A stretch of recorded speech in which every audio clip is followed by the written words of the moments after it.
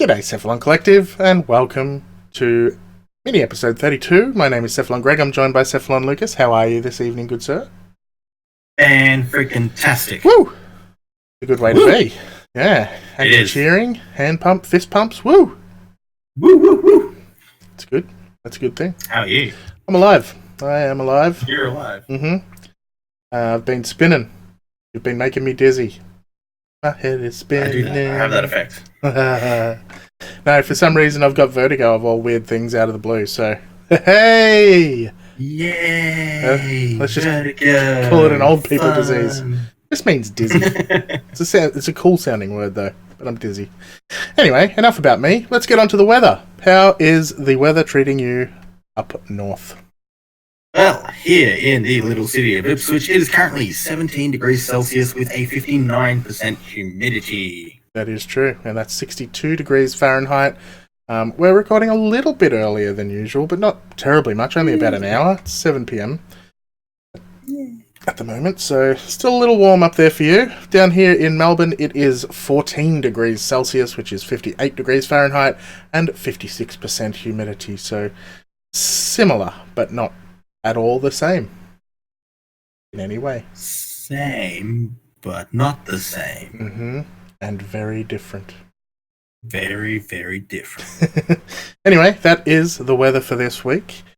We do have a little bit of mini news in that DevStream 130 is this weekend. Yay! Woo! They have announced that they are, of course, going to talk about Grendel and a little bit about Railjack and a little bit about other stuff. So, specifically what they said was, we'll be talking about the last 7 years of Warframe and the future of Warframe. So, cool. Shit, yeah. Hopefully we'll hear some... Excitement. Much excitement. Hopefully Railjack's coming out this week. Much doubt. I'm sorry, everyone, for getting you excited for something that's not going to happen, but anyway. Alright, so who are we talking about this week? This week we're talking about Nidus! The mighty Nides. So, this guy is, of course, the infested frame, I guess. He was released back in Christmas in 2016. He is just who wrote this article? I think it was Doug. Dougie. There you go. Doug. Thanks, Doug. As Dougie said, he became a biological nightmare. So, he's an interesting guy, and something I just noticed about the article that we've got on the website is we haven't got information about how you acquire Nidus. Nidus is acquired by means of a severe pain in the butt. Firstly, you need to do... which quest is it? Patient Zero? Glass Gambit, that's right. You got to do the Glass Gambit quest, which is weird because it has nothing to... Well, the story has a bit to do with it, but the... It's corpus-based. Yeah, but it's corpus-based, and the fighting is in the index... Just doesn't seem to have much to do with Nidus. But anyway, once you finish that, you get his blueprint, and then you have to do some really annoying things to get the rest of his parts. All 3 of his parts drop in the infestation hive thing, don't they? Yes. What mission is it? Yes. Damn. It is. I wish the notes had the mission in it. Yeah, I'll just run up to the... It is called something. Something. It is called something. We are super intelligent. On Sedna, I think? No. No, Eris. On Eris. Infested Salvage. That's the one. Infested Salvage. On Estrus. So it is the Infested Salvage mission. It's kind of a special mission type. It's a little bit... You just have to guard things for... It's a pain in the ass, basically. Every so many drops you get... every so many waves you get a drop or a chance at a drop of a Nidus part. I think we did it, 40 times before we got all his parts, did we, Lucas? I don't remember. It was a lot. It was too many. It was more times than was required. Yeah. Anyway, such is life. We move on. We live, we learn. Anyway, that's it. That's Nidus. He is really super cool and really quite complicated, so we may as well crack on into him. Lucas, you want to get started with his passive? Indubitably, Nidus's passive adaptive mutation is an essential part of his kit as he builds up stacks. His appearance will change the more stacks he gets, and this is capped at 100 stacks. Now, these stacks do not go away unless you are to use his third or fourth ability, which we'll get onto that later on. And the stacks are also used to activate his Undying ability, which triggers whenever he hits 0 health. And at this point, Nidus consumes 15 of the stacks and goes into a state of immunity, regaining 50% of his health. Indeed. So that one's pretty important because you do need to have 15 stacks. You're not going to just not die unless you've got those 15 stacks. So keep that in mind. You need to build up your stacks. Cool. Cool. All right. Oh, was that everything in Virulence? I thought it was more complicated than that. No, it's pretty simple. Yeah, okay. Well, his first ability is called Larva, and again, it is actually a pretty... Sorry, it's not called Larva, it's called Virulence. Yeah. And it is a pretty simple ability. He basically stomps the ground and sends out a wave of virus spikes that come out of the ground and kill enemies. As you hit them, you'll see in the bottom right-hand corner of the screen that you're building up stacks. So those each person you hit takes out a notch on the what would you call it? Pie chart. And once you hit 5 people, basically, you acquire 1 mutation stack, as Lucas was talking about with regards to the passive. All right. It does refund 25% of your energy for every enemy hit as well. So the more enemies you hit, you basically can gain energy mini. And this works really well with his second ability, and Lucas will explain why. But you can either tap it to activate it, or you can hold to see the area in which you can activate cross. As you have already talked about that, so it is a pretty simple ability, but it really works across multiple abilities. So it's freaking important. That's all I can say. I don't think there's anything much else to be said about his first ability because, yeah, it really comes into play with his other abilities. So you want to continually... Oh, there is one thing to be said. It has an augment mod. Teeming Virulence is the name of the mod, and essentially it is an augment that whenever you hit 4 enemies with Virulence, it grants 120% primary weapon critical chance for 15 seconds. That is massive.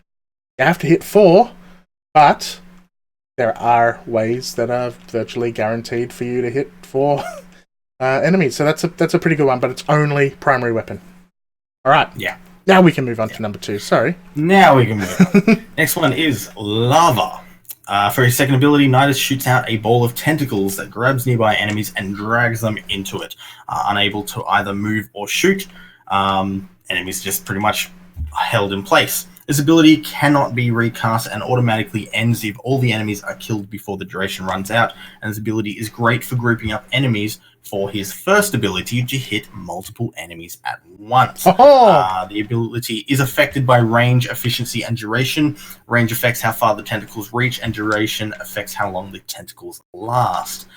Now, going back to that unable to recast at any point, if you have the Lava Burst augment equipped, you can reactivate to detonate the cluster, dealing 300 toxin damage in a 5-meter range, and it stacks for every enemy grabbed by lava. Oh boy. Yeah, that's a super cool ability, especially the fact that it stacks. It's just ridiculous. He's actually got some pretty good augments, I've got to admit. Young Nidus. That's what his parents called him. Right, so yeah, obviously his first 2 abilities work together really closely. His third ability is also pretty damn cool. It's called Parasitic Link, and this, by using this, he uses his stacking mechanic to pay for an ability. So this is where his passive starts coming into play. So So it creates a tether to a single target. So it can be an enemy or a friend. And when you tether with a friend, you both gain power strength, but when you tether to an enemy, you redirect a percentage of the damage that you take to that enemy, and you pass along any status effects.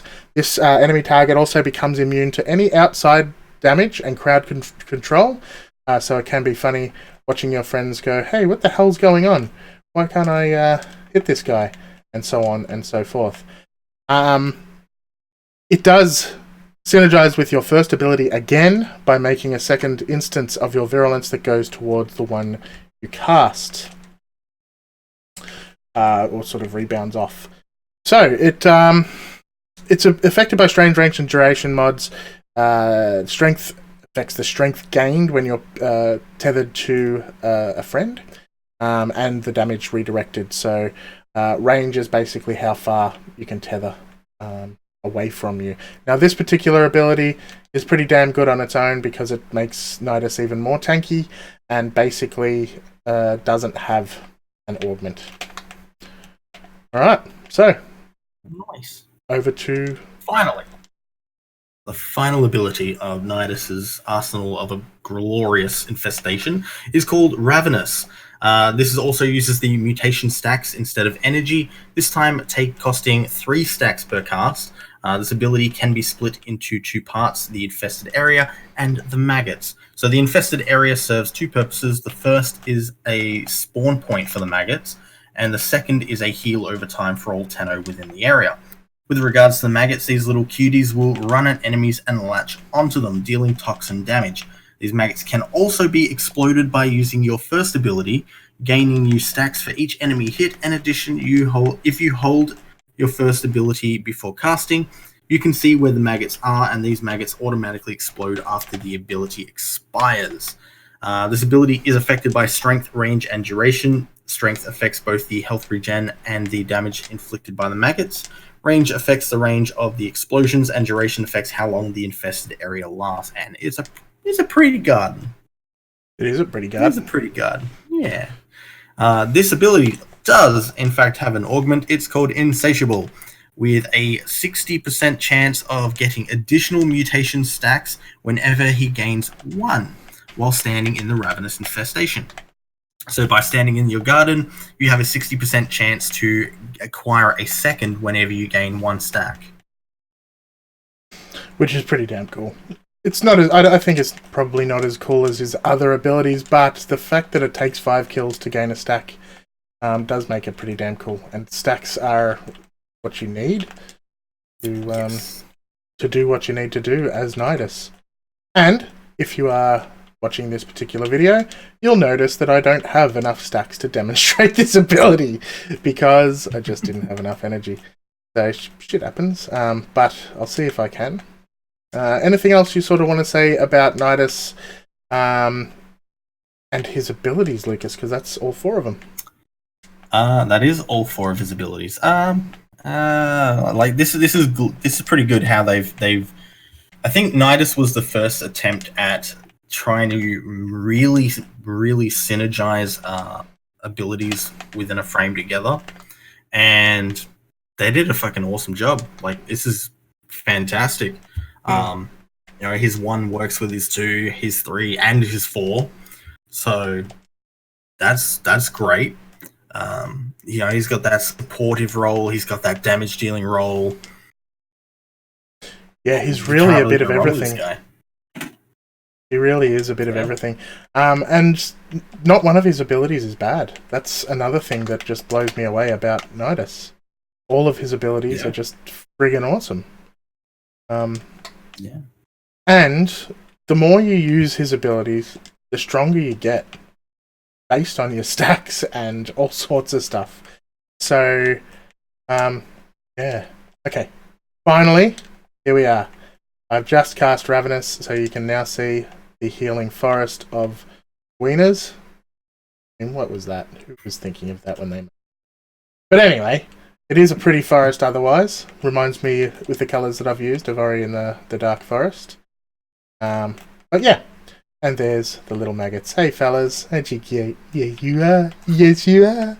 Alright, Cool. So, how do you like to play as Nidus? What do you do with this young fellow? My Nidus build is pretty much built mostly around survival in the same sense as my Inaris build. That's actually another thing we should probably mention. Nidus does not have shielding. Nidus is purely health based, no shield. Yes, very important to mention. Very important thing there. So, why wasn't that in his passive? Naughty Lucas. I don't know. That was actually kind of weird. Naughty Dougie. Naughty Doug. It may have been slipped in somewhere, probably in the intro or the outro. Anyways, so yeah, my build for Old Nidus is essentially the same as my build for Inaros.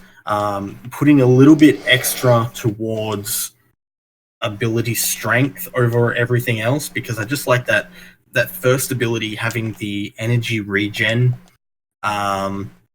Really is quite nice. You don't need it in the late game once you get your stacks going, but in the early game, trying to build up your stacks is really damn needed.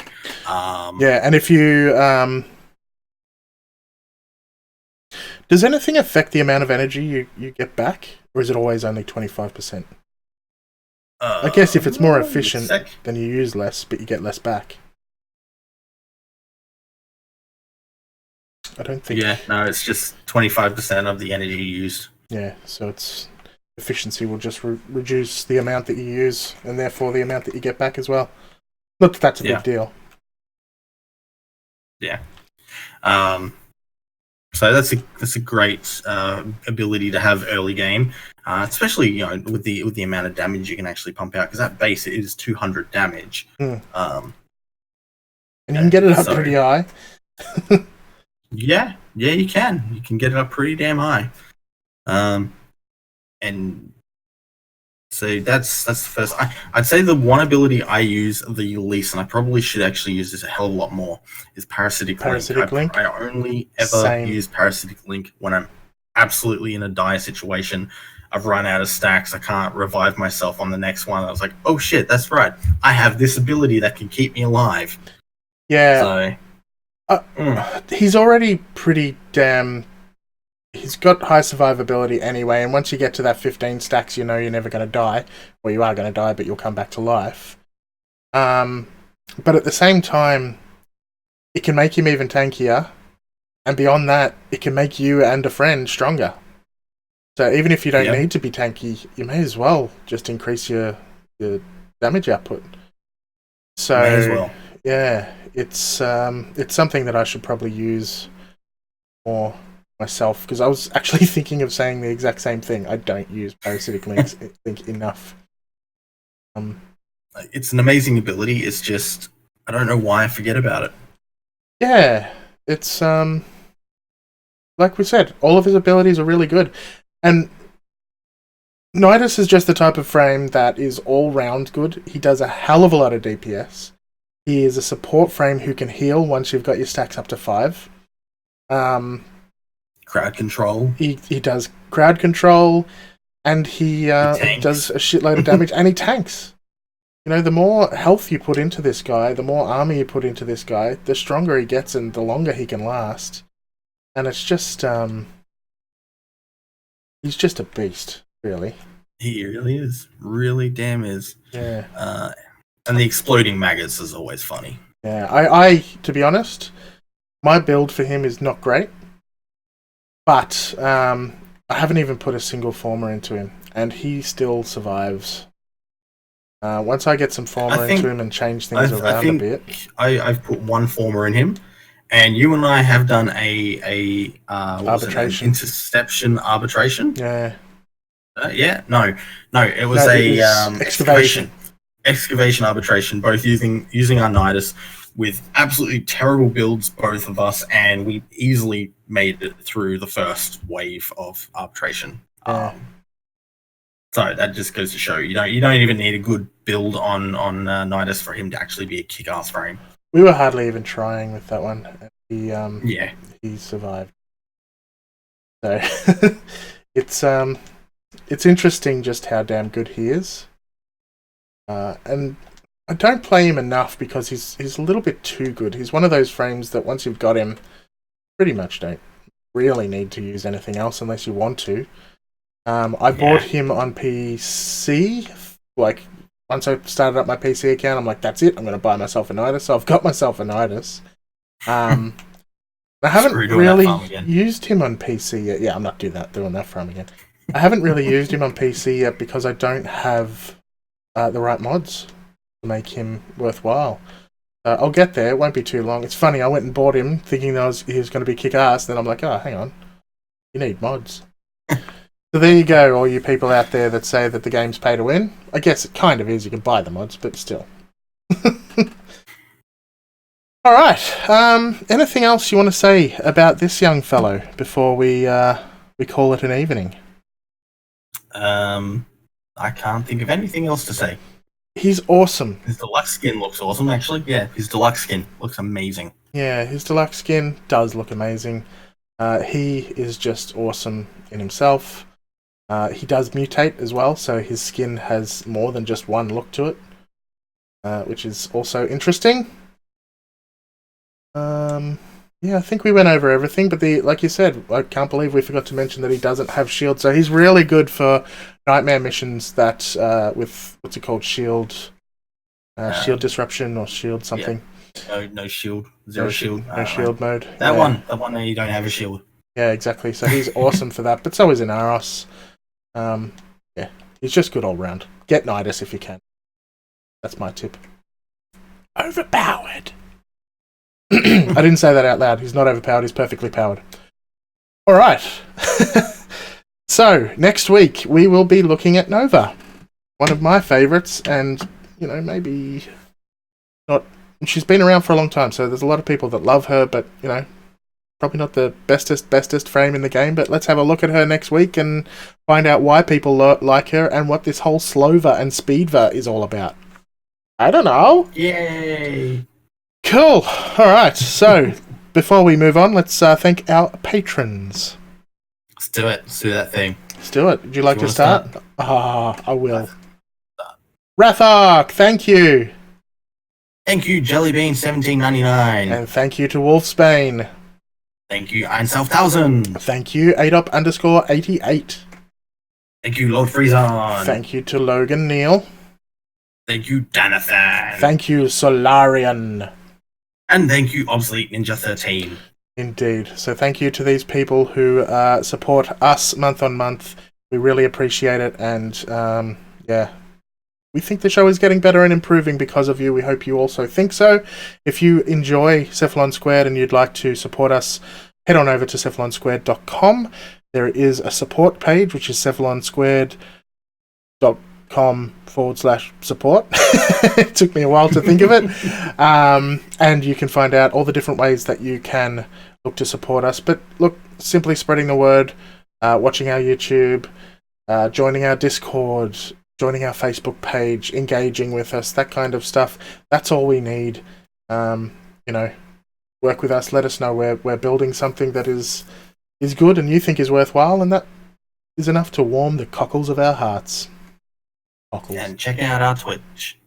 Yes, indeed. So Twitch tomorrow night is Friday night, so that is Cephalon Squared Twitch night for Friday, and Cephalon Squared PS4 night, and Cephalon Squared PC night is Saturday. So we play PS4 Warframe tomorrow on Cephalon Squared Twitch account, and on Saturday we play PC.